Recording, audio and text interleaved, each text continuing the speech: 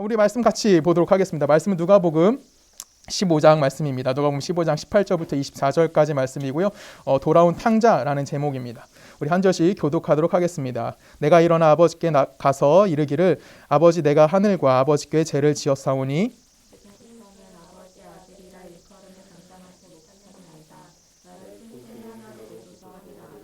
이에 일어나서 아버지께로 돌아가리라. 아직도 거리가 먼데 아버지가 그를 보고 지근히 여겨 달려가 목을 안고 입을 맞추니 아들이 이르되 아버지 내가 하늘과 아버지께 죄를 지었사오니 지금부터는 아버지의 아들이라 일컬음을 감당하지 못하겠나이다 하나.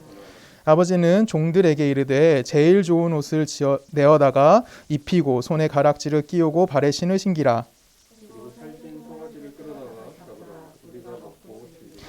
이 내 아들은 죽었다가 다시 살아났으며 내가 잃었다가 다시 얻었노라 하니 그들이 즐거워하더라. 아멘. 함께 기도하십니다. 사랑의 말씀 아버지 감사합니다. 하나님 우리가 모여 예배하며 말씀 듣습니다. 하나님 이 시간 우리에게 듣는 게 허락하여 주시고 또한 들음에 있어서 멈추는 것이 아니라 내가 이 세상 가운데 그리스도인으로 살아갈 수 있는 힘을 공급받을 수 있는 귀한 시간 되게 하실 걸 믿사오며 살아 역사하시는 예수 그리스도 이름으로 감사하며 기도했습니다. 아멘. 자, 우리가 지금 이제 누가복음을 계속해서 보고 있습니다. 특히 이제 누가복음 15장부터 16장까지는 굉장히 아마 누가복음에서 굉장히 중요한 부분이라고 저는 생각이 들어요. 총 5가지의 비유가 나옵니다. 그래서 오늘부터 시작해가지고 약 한 달 정도를 볼 것 같아요. 짧으면 3주 정도 볼 것 같고 길면 한 달 정도 볼 것 같은데 이 총 5가지 비유들에 대해서 우리가 함께 보면서 정말 이 비유들이 우리에게 하는 말이 무엇인지를 좀 한번 고민했으면 좋겠고 정말 이 15장에 나오는 특히 이제 15장에 나오는 이 탕자 비유부터 뭐 그 앞에 나오는 비유들도 있지만 이 비유들이 가지고 있는 의미가 무엇인지를 함께 고민했으면 좋겠습니다. 특히 15장 같은 경우는 3가지 비유가 나옵니다. 우리가 앞에는 다 읽진 않았지만 오늘 15장 전체의 내용을 볼 건데 먼저 그 잃은 양 한 마리, 그렇죠. 99마리의 양을 남겨놓고 한 마리의 양을 찾으러 간 주인의 모습이 나오는 거 있고 10개의 드라크마 중에 하나의 드라크마를 잃어버려서 그 드라크마를 찾는 여인의 모습이 나오는 게 있고 그리고 우리가 함께 읽은 본문인 돌아온 탕자 이야기가 이 누가복음 15장에 나오는 비유들입니다. 그리고 이 누가복음 15장에 나오는 비유들의 핵심이 있습니다. 그건 뭐냐면 우리가 가장 주목해서 봐야 되는 것은 주인들이 어떤 행동을 했느냐 를 좀 우리가 주의해서 볼 필요성이 있어요. 먼저 누가복음 15장 6절 제가 읽을게요. 6절에 보면 이렇게 되어 있습니다. 집에 와서 그 벗과 이웃을 불러 모으고 말하되 나와 함께 즐기자 내가 잃은 양을 찾아노라 하리라 라고 합니다. 그러니까 양을 잃어버린 사람이 양을 찾았어요. 그랬더니 뭐 한대요? 즐긴다 라고 이야기합니다. 또 9절에도 똑같은 얘기가 나와요. 또 찾아낸 즉 벗과 이웃을 불러 모으고 말하되 나와 함께 즐기자 잃은 드라크마를 찾아노라 하리라 라고 합니다. 뭐 하재요? 즐기자는 겁니다. 드라크마를 잃어버렸다가 드라크마를 찾았어요. 드라크마는 뭐 알다시피 그냥 혼수입니다. 혼수 중에 하나를 잊어버렸다가 그걸 찾아냈어요. 그랬더니 뭐 하는 거예요? 또한 즐기자라고 이야기합니다. 그리고 또 24절에 보면 이렇게 나와요. 이 내 아들은 죽었다가 다시 살아났으며 내가 잃었다가 다시 얻었노라 하니 그들이 뭐 했다? 즐거워했다라고 이야기합니다. 그러면 이 누가복음 15장에 나오는 3가지 비유의 공통점은 뭐냐면 주인이 뭐 한 겁니까? 찾아서 기쁨을 누렸다라는 거예요. 그래서 우리가 이 비유들을 생각할 때 가장 중심적으로 봐야 되는 것은 찾은 자가 뭐 하는 겁니까? 즐거워했다라는 겁니다. 그리고 그 찾은 기쁨이 무엇인지에 대해서 이야기를 하고 있는 거예요. 그런데 우리는 보통 탕자 비유를 어떻게 생각하죠? 아들이 죄를 졌다가 회개하고 돌아와서 아버지가 그를 맞아주셨어. 그래서 우리도 뭐 하면 된다? 하나님 앞에 내가 세상에서 허황망탕하게 살다가 하나님 앞에 돌아와서 내가 회개하면 하나님이 날 받아주실 거야. 하나님의 은혜와 사랑은 너무나 크시니까 라고 결론 지을 수도 있어요. 그것도 잘못된 말은 아니지만 누가복음 15장에서는 결론적으로 탕자가 주인공이 될 수 없어요. 누가 주인공이 돼야 되는 거냐면 아버지가 주인공이 돼야 되는 겁니다. 그러니까 주인들이 주인공이 돼야 되는 거고 그 다음에 아버지가 주인공이 되어야만 한다라는 거예요. 그래서 이 탕자 이야기를 중심을 그 탕자 이야기의 핵심을 놓기 위해서 이 앞에 2가지 등장하는 거예요. 그래서 이 비유들을 통해서 정말 이 주인들이 어떤 마음을 갖고 있는지를 한번 살펴볼 필요성이 있습니다. 먼저 우리가 집중해서 생각해야 될 게 뭐냐면 주인들이 무언가 잘못을 했기 때문에 양이 떠났다던가 아니면 아들이 집을 나갔다던가 라는 대목이 나오지가 않아요. 누가 떠나게 되냐면 아들이 직접 떠나게 됩니다. 성경을 통해서 한 절씩 읽어보겠습니다. 누가복음 15장 12절입니다. 그 둘째가 아버지에게 말하되 아버지여 재산 중에서 내가 돌아올 분깃을 내게 주소서 하는지라 아버지가 그 살림을 각각 나누어 주었더니 둘째 아들이 재물을 다 모아가지고 먼 나라에가 거기서 호랑방탕하여 그 재산을 낭비하더니. 자 지금 뭘 하고 있습니까? 아버지가 그 아들을 내보낸 거예요? 아니죠. 아들이 요청을 하는 겁니다. 아들이 아버지에게 뭘 하냐면 아버지 유산 주세요 하고 요구를 하는 거고요. 아버지를 곁을 떠나게 됩니다. 그리고 며칠이 안 되어서 먼 나라에 간 그 아들이 어떻게 됩니까? 그가 받아갔던 모든 재산을 허랑방탕하게 다 낭비했다라고 이야기하고 있다라는 거예요. 그러니까 아버지는 아들이 집을 떠나가지고 그가 뭐 하는 겁니까? 그가 허황방탕의 삶을 살 수 있도록 뭐 해주는 거예요? 허락해주고 있는 모습이 보이고 있다라는 거예요. 아들이 요청을 해요. 근데 아버지가 말린 것이 아니라 뭐 하고 있어요? 재산을 내어줘요. 그럼 아버지가 뭐 했다는 거예요? 허락해줬다라는 거예요. 지금 아들이 자기가 나 여기서 떠나고 싶습니다라고 이야기했더니 아들이 원했더니 아버지 뭐 하냐면 그것을 허락해준다는 겁니다. 그리고 허락해준 결과가 어떻게 돼요? 그 결과가 뭐죠? 아들이 가지고 있던 모든 것들을 다 낭비하고 거반 죽게 되어지는 상황까지 이르게 되어진다는 겁니다. 우리가 지난주에 14장 말씀을 통해서 하나님께서 우리에게 고통을 주시는 이유에 대해서 한번 살펴봤습니다. 하나님이 우리에게 고통을 주시는 이유는 뭐냐면 지금 우리가 당면에 있는 고통 문제를 하나님께서 해결해 주기를 원치 않으신다라는 거예요. 그 이유가 뭐죠?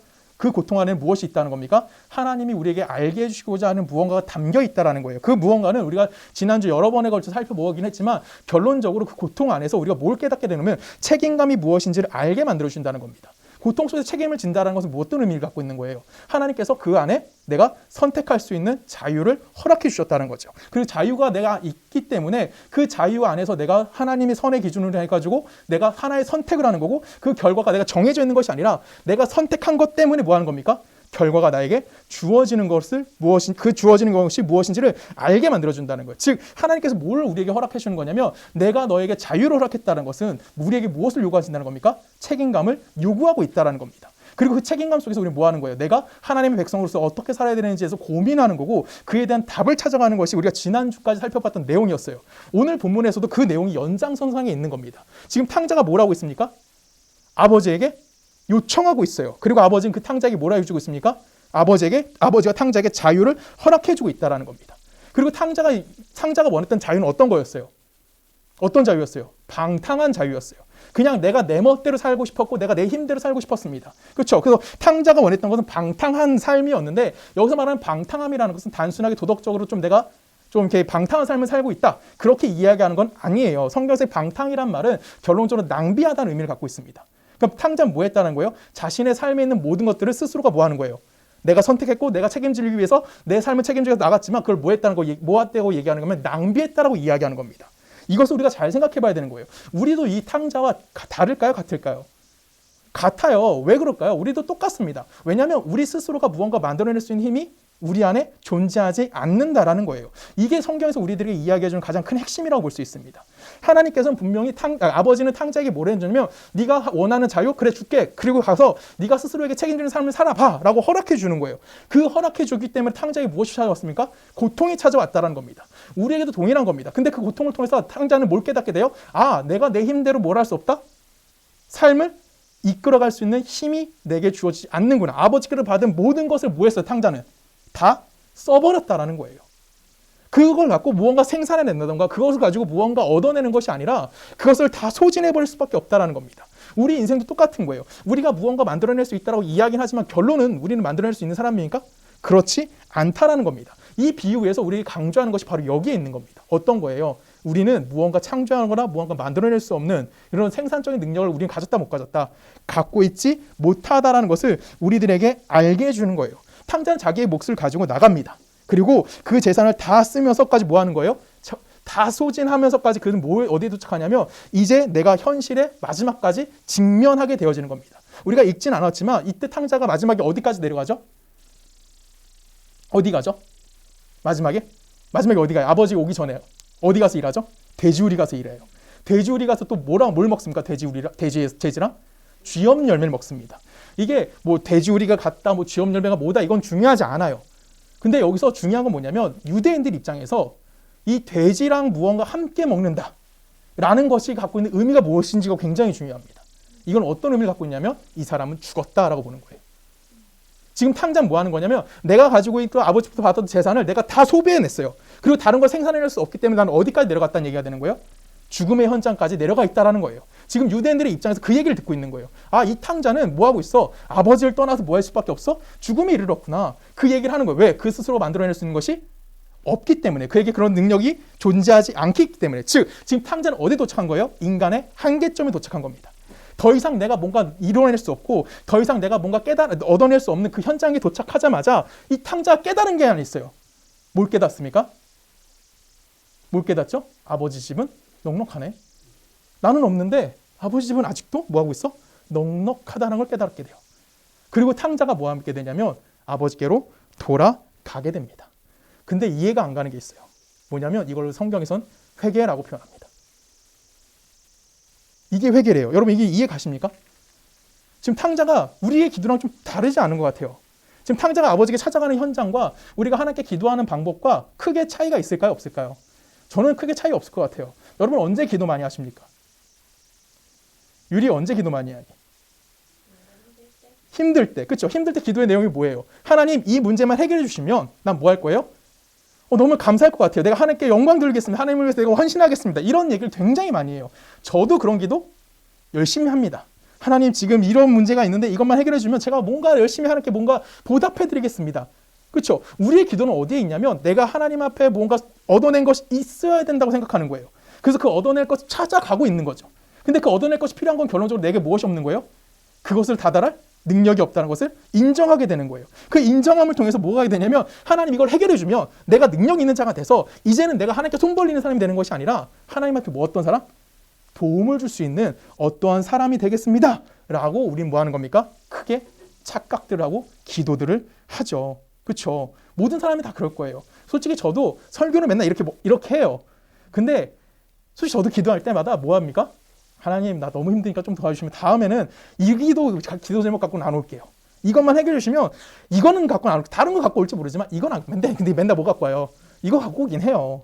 저도 어쩔 수 없어요. 근데 그리스도인들 중에서 많이 실수하고 있는 것이 무엇이냐면 내가 이 문제만 해결해 주면 이제는 내가 뭐 할 거야? 이 문제에서 자유해지고 이 문제를 갖고 다시는 하나님께 올 필요가 없는 사람이 되겠다. 결론적으로 어떤 사람이 되겠다는 거예요?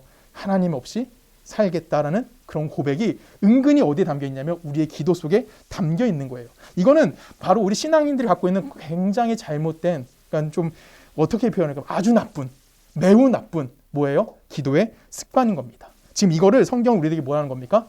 지적해 주고 있는 거예요. 아버지가 아들을 내보낸 이유는 그에게 뭘 허락해 주는 거예요? 자유가 무엇인지를 허락해 주는 겁니다. 알게 만들어 주는 거예요. 탕자가 누리고 원했던 자유는 뭐였냐면 내가 쓰고 싶은 만큼 쓰고 내가 내 힘대로 내 능력대로 살아가고자 하는 자유였어요. 근데 그것을 통해서 탕자는 뭐 했습니까? 얻어낸 것이 하나도 없고 결론은 뭐 할 수밖에 없었어요? 자신이 죽음의 위치까지 내려갈 수밖에 없다라는 거예요. 내가 무언가 선택을 했는데 그 선택에 대해서 책임질 수 있는 능력이 내게 있다 없다. 탕자가 깨달은 것이 거기에 이르게 됐다라는 겁니다. 지금 우리에게도 지금 그 말씀을 하시는 거예요. 우리도 현실 속에 살아가면서 너무나 당면한 많은 고통의 문제들이 있습니다. 그 문제들을 여러분 어떻게 해결하세요? 솔직히 우리 해결하지 못하잖아요. 그렇죠? 우리는 해결하지 못해서 맨날 뭐 합니까? 도망가고 또 도망가고 또 도망가서 마지막에 직면하기 때까지 가요. 그때 가서 우리는 하나님 앞에 뭐 합니까? 하나님 나 능력이 없네요. 도와주세요. 이런 얘기를 하는 거예요. 지금 이 얘기가 오늘 탕자 비유에서 하고 있는 얘기예요. 근데 그것이 내가 아무리 세상적으로 내가 아무리 옳은 가치를 가지고 있다고 할지라도 아니면 내가 뭐 옳은 뜻을 세웠다고 할지라도 아니면 내가 좀 바른 꿈을 가지고 있다라고 할지라도 그 선택에 대해서 내가 책임질 수 있는 능력이 있다 없다. 없음을 성경은 우리들에게 이야기해 주는 거고 이 탕자 비유와 이 앞에 나오는 잃은 양 비유와 드라크마 비유가 그 이야기에 보충을 하고 주고 있는 내용입니다. 이걸 우리가 좀 연결해서 좀 살펴볼 필요성이 있어요. 좀 볼게요. 먼저 잃은 양 비유와 드라크마 비유 사건을 보면은 목자와 여자가 찾아내니까 뭐 했어요? 즐거워했다. 아까 우리 읽었어요. 그렇죠? 그리고 탕자의 아버지도 탕자가 오니까 뭐 했어요? 즐거워했다라고 이야기합니다. 근데 이 사람들이 즐거워해야 되는 조건이 있어요. 그것이 무엇이냐면 성경을 좀 읽어볼게요. 누가복음 7장이에요. 15장 7절 제가 읽습니다. 누가 너에게 이르되 이와 같이 죄인 한 사람이 회개하면 하늘에서 회개할 것이 없는 의인 99으로 말미암아 기뻐하는 것보다 더하리라. 이 누구예요? 잃은 양 비유죠. 근데 잃은 양 비유에서 지금 그 앞에 중간에 뭐가 돼요? 내가 너희에게 이르노니 이와 같이예요. 이와 같이는 뭐죠? 주인이 가서 양을 뭐 한 거예요? 찾아왔다는 얘기죠. 자, 10절 말씀 볼까요? 내가 너희에게 이르노니 이와 같이 죄인 한 사람이 회개하면 하늘에서 사자들 앞에 기쁨이 되느니라. 이것을 여기서 이와 같이는 뭐예요? 드라크마를 여인이 뭐 한 거예요? 온 집을 뒤져서 잃어버린 드라크마 하나를 찾아낸 거예요. 그러면 이 사람들이 기뻐할 수 있는 유일한 조건은 뭐예요? 잃은 것을 찾아내는 거예요. 찾아내야지 기쁜 거예요. 그러면 여기서 질문이 생길 수 있는 거죠. 안 잊어버리면 되잖아요. 안 잊어버리면 행복한 거 아니에요? 왜 굳이 잊어버리지? 그리고 왜 굳이 잊어버린 걸 열심을 또 다해서 찾아내지? 그리고 나 질쁘다고 할까요? 여기서 중요한 하나님의 가르침이 나오는 겁니다. 뭐냐면 지금 여기서 잃어버리는 걸 뭐 하는 거예요? 허용해주고 있다라는 거예요. 탕자가 집을 나가는 것을 아버지가 뭐 했어요? 허락해 줬어요. 그에게 자유를 허락해 주셨어요. 그 자유를 허락해 줌을 통해서 뭐 하는 겁니까? 구속시키지 않겠다라고 이야기하는 겁니다. 우리가 자유를 느낄 때면 결론적으로 무언가 억압된다던가 뭔가 강요에 의해서는 내가 자유라고 이야기할 수 있나요? 그렇지 않아요. 자유는 뭐 하는 겁니까? 내가 경험적으로 이해하게 되는 거고, 이해함을 통해서 내가 뭐 하는 겁니까? 그 안에서 수긍해 가는 거예요. 누군가의 힘에 의해서 이루어지는 것이 아니라는 겁니다. 즉 하나님 나라가 어떻게 이루어지는 거예요? 어떠한 강요나 어떠한 그 권력에 의해서 내가 그 안에 끌려 들어가는 것이 아니라 내가 경험해가지고 하나님 말씀에 어떤 자가 되는 거냐면 순종할 수 있는 자가 되어진다라는 거예요. 즉 하나님께 순종한다는 것은 어떠한 힘에 의해서 끌려가서 그냥 내가 거기서 그냥 엎드려 절하는 것이 아니라 내가 스스로 뭐 하는 겁니까? 돌아오는 거예요. 탕자가 아버지가 넉넉함을 깨닫고 돌아왔듯이 돌아가는 겁니다. 그 돌아가서 뭐 하는 겁니까? 그 아버지 앞에 내가 능력이 없다는 것을 고백해내는 겁니다. 그것이 오늘 성경에서 우리들에게 이야기해 주는 거예요. 오늘 여러분들의 상태를 잘 생각해 보십시오. 우리는 인간입니다. 하나님의 피조물인 거고요. 그 피조물, 하나님은 우리 피조물인 우리들이 뭘 하길 원하실까요? 내가 열심히 노력해가지고 뭔가 얻어냈고 그 안에서 만족을 누리기를 원하실까요? 아닙니다. 하나님이 우리에게 요구하신 건 뭘까요? 네가 할 수 없는 그것들을 가지고 뭐 하라는 겁니까? 내 안에서 발견해내야 함에 대해서 우리들에게 이야기하는 거예요. 세상적인 조건을 가지고 만족한다라고 이야기하는 것은 너무나 무서운 얘기일 수 있어요. 그렇죠? 우리는 다들 경험해서 알 겁니다. 그렇죠? 뭐 우리는 많은 걸 가져보지는 않았지만 부자인 사람들이 걱정이 없을까요? 내가 많이 가졌다고 내가 세상적인 걸 많이 가지고 있다고 행복하다고 이야기할 수 있을까요? 그럴 수 없어요. 그렇죠? 어제 저 강수연인가요? 네, 돌아가셨어요. 마음이 아프죠? 그분이 돈이 없어서 죽었을까요? 아니에요. 그분도 불쌍한 거예요. 그렇죠? 그분도 혼자 살고 있었대잖아요. 얼마나 외로웠을까요? 뿐만이 아니죠. 뭐 정말 내가 돈이 많다면 정말 그 안에서 행복을 찾아갈 수 있을까요? 언제나 행복하다고 이야기할 수 있을까요? 아니면 돈의 문제를 떠나서 지식은 좀 어떨까요? 여러분 교수님들이 다 행복해 보이십니까? 진짜 교수님들도 피처지게 싸우시죠. 그들도 행복하지 않아요. 제가 존경하는 교수님한테 한번 물어본 적이 있어요. 그분이 신학과 교수님이신데 교수님은 모르는 거 없어서 좋겠어요 라고 제가 질문했더니 교수님 뭐라고 했게요? 나 하나도 몰라. 내가 유일하게 아는 거는 내가 전공했던 그 한 구절만 알아. 근데 그것도 잘 모르겠어. 그래서 교수님 맨날 공부하세요. 그분도 그 지식을 가지고 만족하지 못하시는 거고 그래서 고통을 뭐하고 계신 겁니까? 항상 누리고 계시다라는 거예요. 고통을 누린다는 건 좀 그렇지만 고통을 경험하고 있다라는 거죠. 그러니까 쉽게 말하면 부나 지식이나 이런 걸 가진 사람들은 가진 것 때문에 뭐 하는 거예요? 고통을 누리는 거고 고통을 경험하는 거고 우리는 갖지 못했기 때문에 뭐 하는 겁니까? 고통이 무엇인지를 또한 경험하는 자들이라는 거예요. 결론적으로 세상 것이라는 것은 우리에게 뭘 주는 거냐면 만족을 줄 수가 없다라는 것을 성경 우리들에게 끊임없이 이야기하는 겁니다. 우리는 부족하기 때문에 힘든 거고 그들은 가졌기 때문에 힘들다라는 거예요. 근데 우리는 계속해서 끊임없이 뭘 하고 싶어 하냐면 내가 세상적인 걸 갖고 싶어 한다는 거죠. 내가 이걸 가지면 내가 이만큼의 위치를 가지면 내가 이만큼의 높이에 올라가고 내가 이만큼의 지식을 갖게 되면 난 뭐 할 거야? 행복할 수 있을 거야. 이건 우리 자유하지 못하잖아요. 이 모습이 지금 누구랑 똑같은 거야? 탕자와 똑같다라는 거예요. 아버지 재산 주세요. 내가 나가겠습니다. 내 힘과 내 노력과 내 능력으로 살겠습니다. 라고 이야기하는 탕자와 내가 세상 것을 가지고 만족하겠습니다라고 이야기하는 나와 전혀 다른 것이 하나도 없다라는 겁니다. 지금 여러분들은 어떤 삶을 살고 계십니까? 탕자의 삶을 살고 계십니까? 아니면 아버지 품에 들어온 아들의 모습을 살고 계십니까? 저는 당당히 이야기할 수 있습니다. 저는 탕자로 살고 있습니다. 아직도. 저는 아직도 더 많이 갖고 싶고요. 솔직히. 그렇죠? 저 안 그러겠습니까? 제가 앞에 있는 교회를 바라보면서 아 나도 저런 교회 갖고 싶다 이런 마음 안 가질까요? 안 가진다고 하면 그게 거짓말이죠. 근데 갖고 싶지는 솔직히 그렇게 엄청 갖고 싶지는 않아요.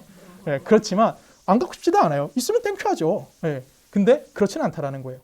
우리도 똑같은 거예요. 나도 만족하고 싶어한 거고 내가 세상적인 그 어떤 위치에 올라가면 만족할 것이다라고 생각하는 거. 세상이 나에게 뭔가 공급해주면 그 공급 때문에 내가 기뻐할 수 있다라고 착각하는 거. 그것이 지금 성경에서 우리들에게 지적해주고 있는 거예요. 근데 우리는 답이 없다는 걸 알아. 그래서 끊임없이 뭐 하겠어요? 끊임없이 또 싸우고 또 싸우고 또 싸워요. 왜요? 성경적 가르침에서 우리는 벗어나고 있거든요. 왜냐하면 아직도 나는 뭐 하고 있어? 그게 좋다라고 생각하고 있어요. 우리 인생이 이렇게 살아가는 게 왜 그럴까요? 왜 우리가 이런 인생을 살아갈 수밖에 없을까요? 우리가 세상을 살고 있기 때문에 혹자들은 이렇게 이야기하죠. 믿음이 부족해서. 네가 기도를 하지 않아서, 성경을 보지 않아서. 우리가 정말 그렇기 때문에 우리가 자꾸만 세상적인 욕심을 낼까요? 성경은 이렇게 얘기합니다. 로마서 11장을 볼까요? 한 절씩 볼게요. 30절, 로마서 11장 30절입니다. 너희가 전에는 하나님의 순종하지 아니하더니 이스라엘이 순종하지 아니함으로 이제 긍휼을 입었느니라. 이와 같이 이 사람들이 순종하지 아니하고 우리 하나님이 베푸시는 긍휼로 그들도 긍휼을 얻게 하려 하십니다. 하나님 모든 사람을 순종하지 아니하는 가운데 가두어 두심은 모든 사람에게 긍휼을 베풀려 하심이로다. 아멘. 30절에 뭐라고 합니까? 하나님께서 모든 사람을 어디에 가둬 두셨대요? 순종하는 것 가운데 가둬 두셨습니까? 아니에요. 어디에 가둬 두셨대요? 순종하지 않는 것 가운데 가두어 두셨다라는 거예요. 탕자가 떠나가도록 허락해 놨다라는 거예요. 여러분들에게 뭘 허락해 준 거예요? 내 재산 주세요. 내 힘으로 살아가고 싶습니다가 뭐 한 거예요? 허락되어져 있는 거예요. 누구로부터? 하나님으로부터. 우리가 지금 그런 입장에 있는 거예요.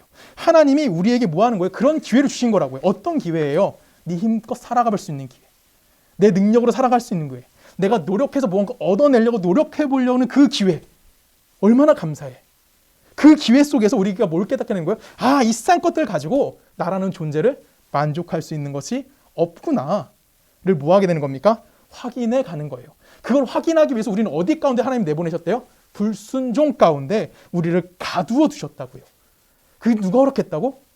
우리가 성경 안 봐서? 내가 기도 안 해서? 아니에요. 하나님이 우리에게 허락해 준 거예요. 왜? 네 힘과 네 능력대로 사는 것이 아니라 너는 어디로부터 만족을 누리는 거야? 하나님으로부터만 만족 누리는 것을, 만족을 얻을 수 있다는 것을 깨닫게 하시기 위해서. 그래야지 우리가 뭐 하는 거예요? 자유로운 선택을 할 수 있는 거고 내가 그 일에 대해 책임을 질 수 있는 거라고요. 그냥 어느 순간 너 여기 있어. 딱 여기 있으면 넌 복 받아. 넌 천국 가. 여기서 벗어나면 안 돼. 이렇게 결정되어 있는 것이 아니라 우리에게 선택할 수 있는 기회를 주신 거고 그 선택 안에서 우리는 뭘 깨닫는 거예요? 내가 능력 없구나. 나는 오직 하나님으로부터 살 수밖에 없는 자구나. 하나님의 공급이 무엇인지 알게 됐구나. 그것을 알게 만들어주는 거예요. 탕자가 뭐 했어요? 가서 다 썼다고요. 대줄이 가서 죽었다고요. 근데 뭐 했어? 아버지 집의 넉넉함을 알고 돌아오게 되는 거예요. 그 돌아온 탕자가 다시 타락할까요? 당연히 타락 안 하죠. 이제는 아버지가 뭔지 아니까. 아버지로부터 만족이 무엇인지 아니까. 지금 그 질문을 우리에게 동일하게 하는 거예요. 우리의 존재성이 뭘로 만족할 수 있느냐라는 거예요. 세상적인 지위나 세상적인 그 어떤 것도 아니면 우리가 뭐 말할 수 있는 건 평화, 뭐 행복, 정의 이런 걸로 우리가 만족을 누릴 수 있는 존재들이 아니라 우리 존재성은 뭐라는 거예요? 하나님으로부터 공급되어지는 것을 통해서 살아갈 수밖에 없다라는 것을 배워야 하기 때문에 하나님께서 우리를 어디다 내려오셨다고요? 순종하지 아니하는 것 가운데 뭐 하셨습니까? 가두어 주셨어요. 가두어 놨다고요. 거기다가 너 가. 거기서 마음껏 살아봐. 이거를 허락해 두신 거고 우리는 그걸 뭐 하고 있는 거예요? 배우고 있는 거예요. 이게 하나님의 요구예요. 하나님 우리에게 그걸 요구하시는 거예요. 왜? 하나님은 우리에게 강한 어떤 권력자가 되고 싶지 않으시거든요. 하나님 우리에게 뭐가 되고 싶어 하시는 분입니까?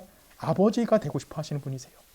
아버지가 되셔가지고 뭘 하고 싶은 거예요? 사랑과 믿음으로 우리에게 인정받고 싶어 하시는 거예요. 그래서 우리에게 자꾸만 뭘 허락하시는 겁니까? 그 고난 속으로 들어가서 확인해 보라는 겁니다. 이 세상에 있는 거, 네 힘과 네 능력으로 살아봐.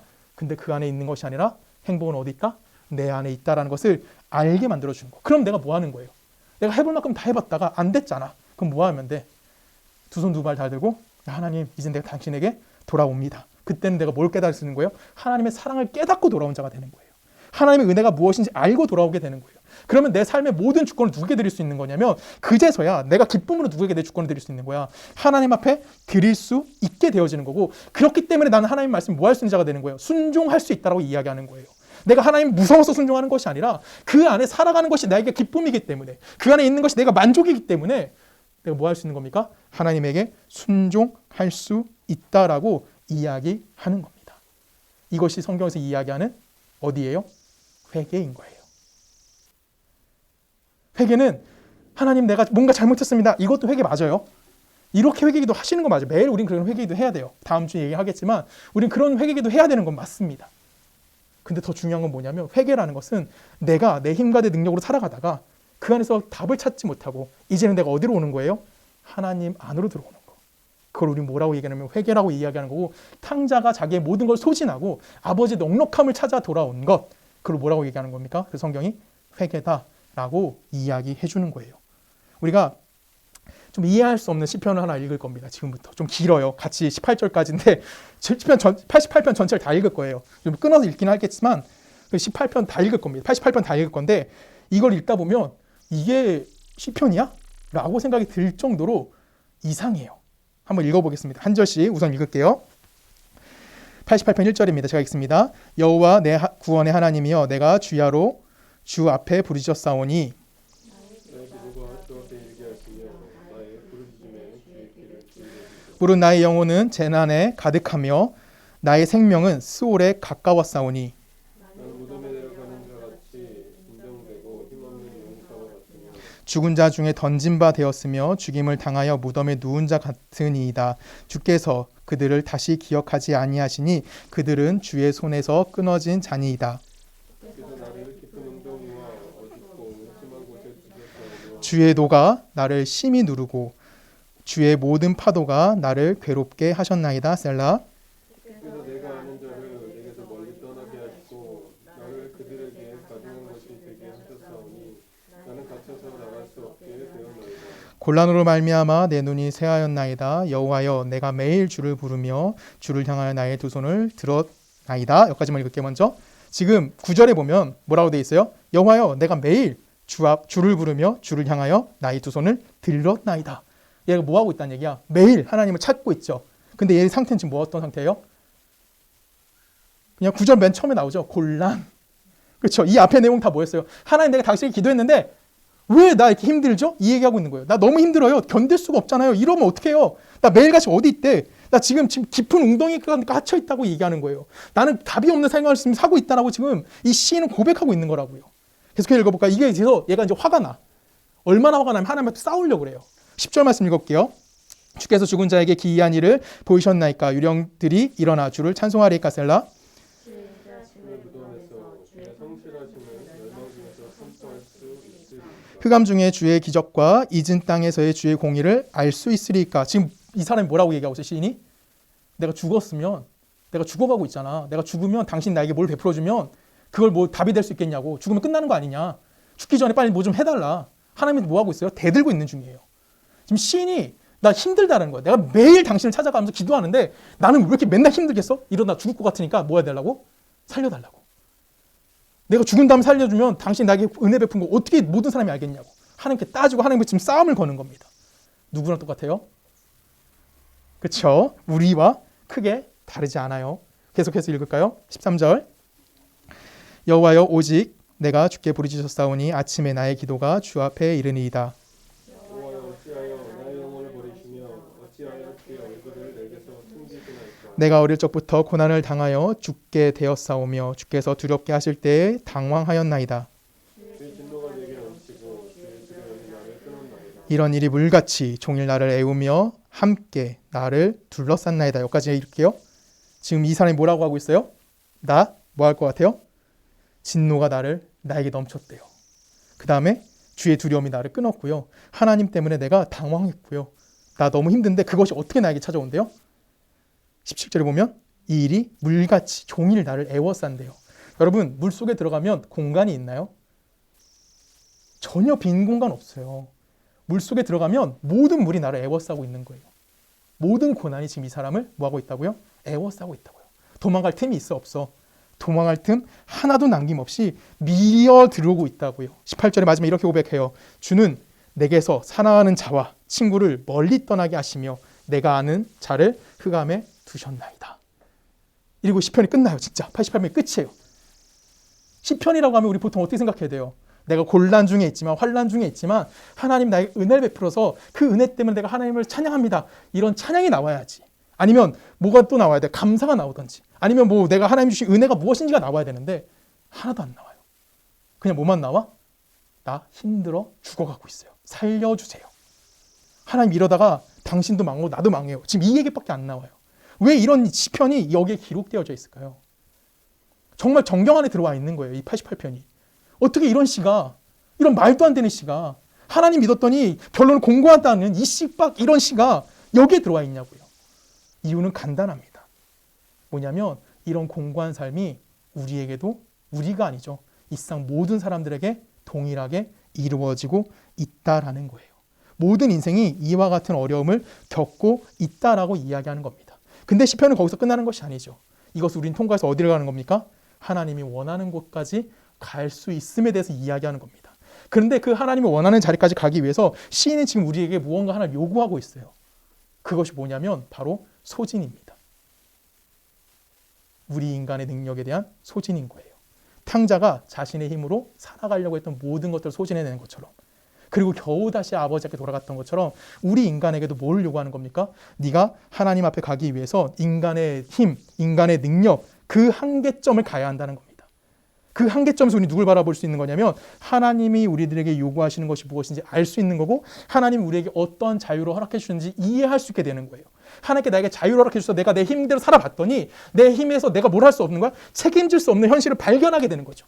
그 책임질 수 없는 현실 속에서 나에게 요구되는 하나님의 은혜가 무엇인지 알게 되는 거고, 그 은혜 앞에 난 뭐 하는 겁니까? 하나님 앞에 나아감을 통해서 이제는 내가 하나님 안에서 내 삶의 책임감을 가지고 살 수 있는 자입니다 라고 고백하는 것, 그것이 바로 오늘 성경에서 이야기하는 회개인 겁니다.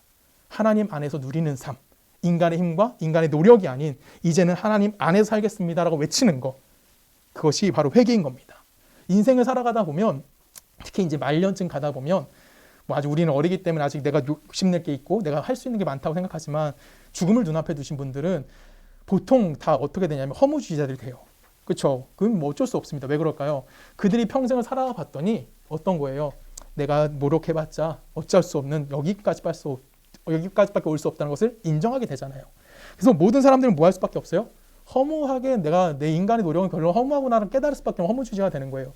그리스도인들은 안 그럴까요? 그리스도인들도 동일한 겁니다.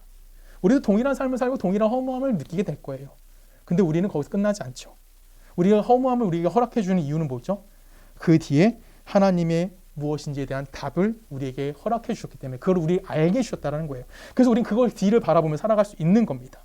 그래서 여러분들, 제가 가끔 여러분들에게, 예전엔 자주 했는데 요즘 좀 자주 안 하는데, 가장 많이 하는 게 뭐냐면 스스로에게 실망하라는 거예요.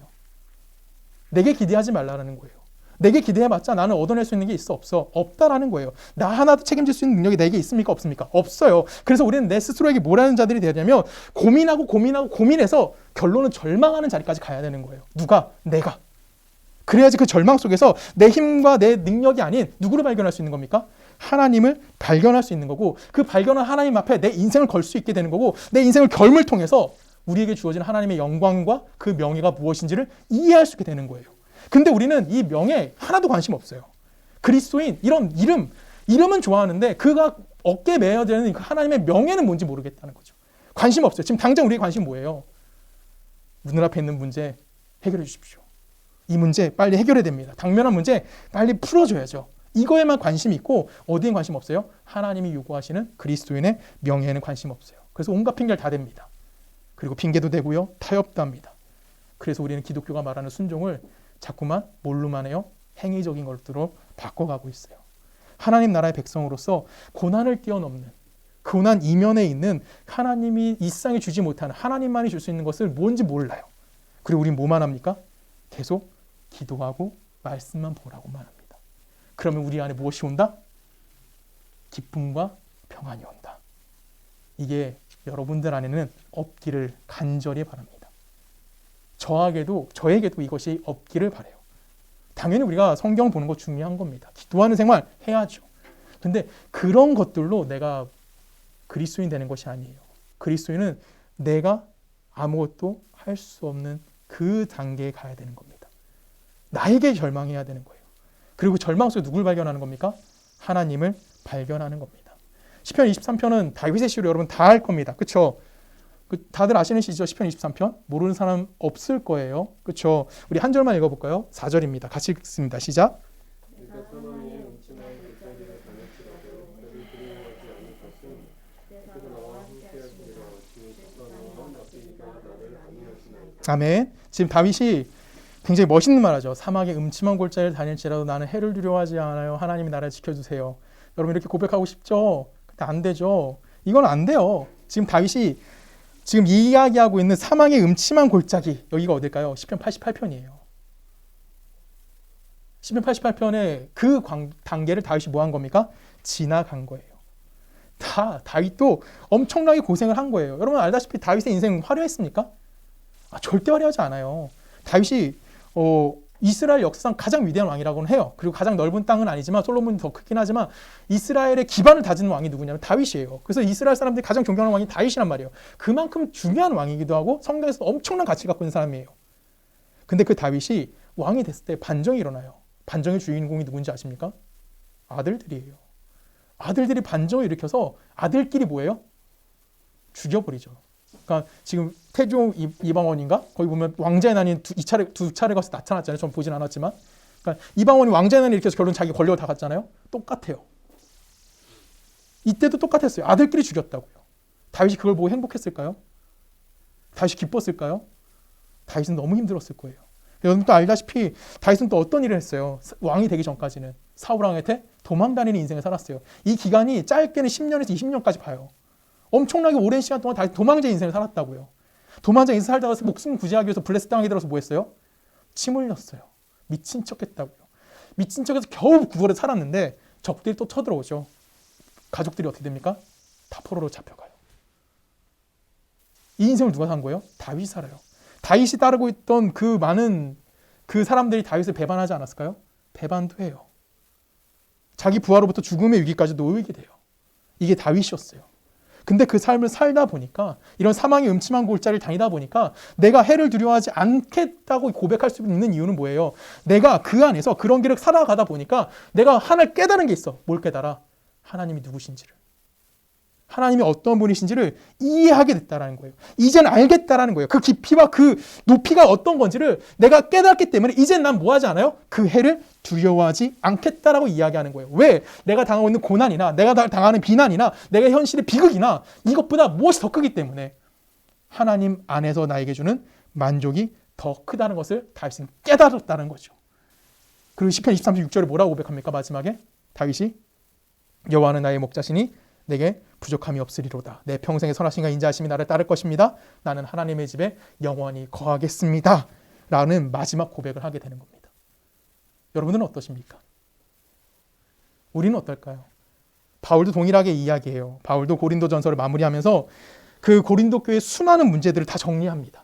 이렇게 해결해라 저렇게 해결하라 하고 마지막 결론을 이렇게 내요. 고린도전서 16장 보면 이렇게 얘기합니다. 13절 깨어 믿음으로 굳게 서서 남자답게 강건하라. 이게 남자답게라는 말이 성별적인 문제 아니에요. 그냥 그리스도인처럼 하나님 백성인 것처럼 얘기해요. 그러니까 하나님의 자녀로서의 뭐하래 강건하라는 얘기는 건강의 얘기가 아니라 하나님의 자녀로서의 명예를 지키라는 얘기예요. 그런데 어떻게 하래요? 너희 모든 일에 사랑으로 행하라 라고 얘기합니다. 모든 일을 뭘로 행하래요? 하나님의 뜻과 하나님의 원하는 것대로 행하라는 거예요. 단지 눈앞에 있는 것을 해결하기 위해서 고난을 해결하기 위해서 하나님을 갖다 쓰지 말고 그리스도인의 명예를 지키라는 거예요. 어떤 삶 속에서? 우리에게 주어진 고난 속에서. 그것을 인도하시는 하나님의 은혜가 무엇이며 우리에게 그것을 왜 허락하셨고 그 허락되어 있는 고난 속에서 하나님이 과연 우리에게 주고자 하시는 그 은혜가 무엇인지를 뭐하라? 깨달아 알라라고 이야기하는 겁니다. 그 고난의 현실을 지금 여러분들이 인생 속에서 담아내셔야 되는 거예요. 우리의 삶에서 그 고난이 무엇인지를 알아야 하는 거예요. 하나님께서 우리에게 무엇을 이루실까요? 하나님께서 우리 인생을 통해서 하나님이 누구신지를 증명하실 겁니다. 저는 우리 서초동네 교회가 바로 그런 교회이길 원합니다. 우리가 고난 가운데 있지만, 우리가 어려움 가운데 있지만, 우리가 현실적인 어려움 가운데 부딪히지만 그 부딪힌 것을 해결하기 위한 하나님이 아니라 우리에게 그것을 허락하셨고 그 안에서 하나님을 발견하게 하고 결론적으로 내가 인격적으로 드디어 하나님 앞에 뭐하는 자가 되는 거? 두 손 들고 항복할 수 있는 자가 되는 거. 그래서 내가 당연히 정말 지극히 기쁨으로 하나님 앞에 순종할 수 있는 자가 되는 거. 그것이 바로 우리 서초동네 교회가 되기를 주님의 이름으로 간절히 부탁드립니다. 우리 함께 기도하십니다. 사랑의 말씀 아버지 하나님 감사합니다. 하나님 우리를 사랑하시고 우리를 복되게 지어주신 은혜 너무나 감사합니다. 탕자가 자신의 힘과 자신의 능력으로 살아가려고 했지만 결론은 그는 소진했고 그는 죽음의 위기 앞에 서게 됩니다. 그때 다시 한번 하나님의 아버지의 넉넉함으로 그가 돌아오게 됩니다. 하나님 오늘 우리가 지금 탕자의 인생을 살고 있지 않은지 돌아보기 원합니다. 하나님의 넉넉함, 하나님의 은혜하심, 하나님의 계획하심과 하나님의 복주심 안에 우리가 살아가길 원합니다. 내가 이 세상에서 만족을 찾는 것이 아닌 하나님 안에서의 만족이 무엇인지를 찾아가며 오늘 우리에게 허락되어진 이 고통과 이 고난 속에서 그리스도인으로서 가져야 되는 책임감이 무엇인지에 대하여 고민하며 그것에 대해 답할 수 있는 우리 서초 동네교회가 되어 줄 수 있도록 우리와 함께하여 주시옵소서. 이제는 우리 주 예수 그리스도의 은혜와 성부 하나님의 사랑과 성령님의 내주되심이 하나님의 백성으로서 당신의 영예를 내 삶 가운데 지고 살아가기를 소망하는 우리 서초동네교회 모든 성도님들과 그들의 가정과 그들의 직장과 그들이 살고 있는 모든 나라 가운데 지금부터 영원히 함께 하시기를 간절히 축원하옵나이다.